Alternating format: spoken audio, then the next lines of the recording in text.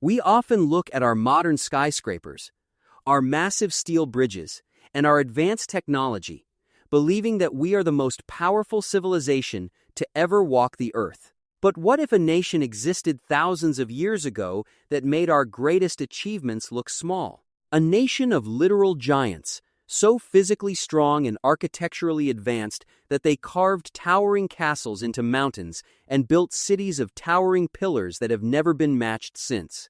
In the ancient timeline of the prophets, the generation that rose after Noah's flood became the world's first superpower.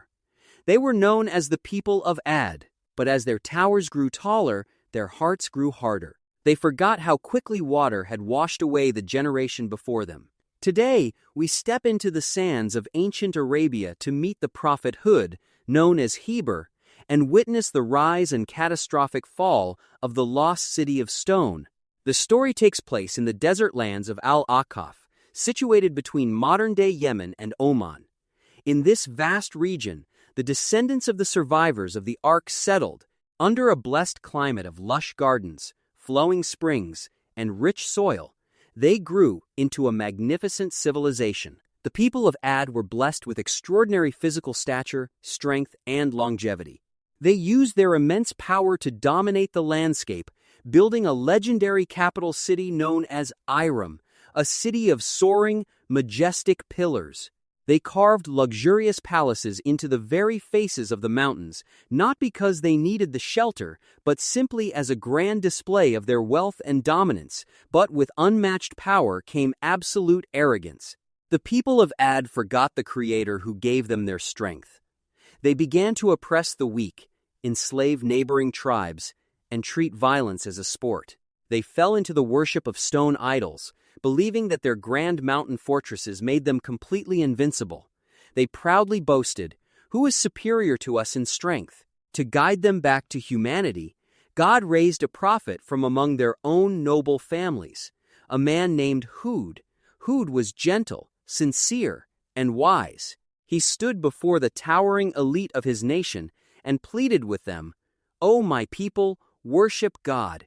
You have no deity other than Him. Will you not fear Him? Do you build on every high place a monument for amusement, and take for yourselves palaces that you might remain forever?"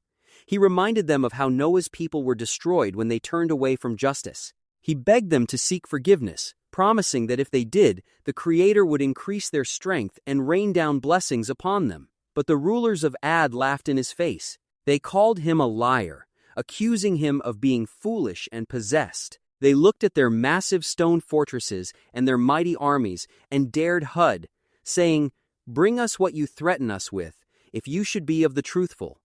The warning signs began slowly. God withheld the rain. A severe, devastating drought gripped the region for 3 long years. The lush gardens withered, and the springs ran dry. Yet, instead of humbling themselves, the people of Ad grew more defiant.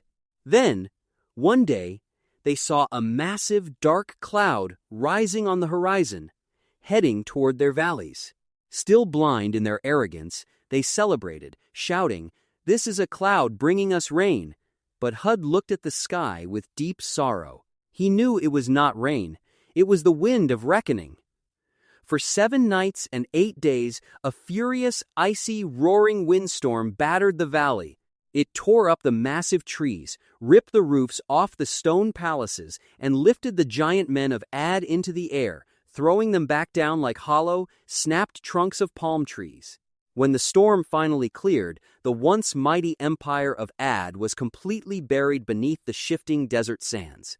Only their empty, towering stone pillars remained standing as a silent, haunting monument of what happens when power is stripped of humility. The Prophet Hud and the small group of believers who had listened to his message of peace were saved by divine mercy.